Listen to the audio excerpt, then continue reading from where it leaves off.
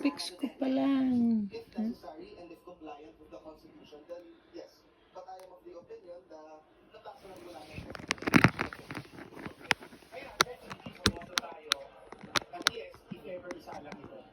Ayon naman kay San Juan City Representative Bel Zamora, isang House prosecutor, pinag-aaralan nila kung maglalabas pa ba ng certification o hindi na ang 20th Congress na magpapatunay na ipoperso nila ang impeachment laban kay VP Sara.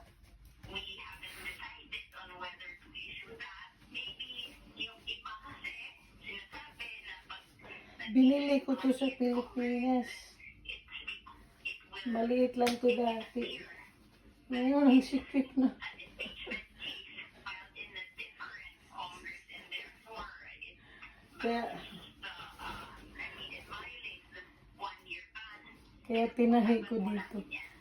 Pero panindigan ng kongresista, may compliance o wala sa second order ng Senate Impeachment Court, hindi ito handa. Mahilig akong mag-repair Rosa Licos, para magamit. Diyos naman sa liga sa bisyo publiko ang aming pinahahalagahan. Ipatutupad na sa July 18 Kasi tumaba na ako. 50 pesos sa sahod ng mga minimum wage earners sa National Capital Region.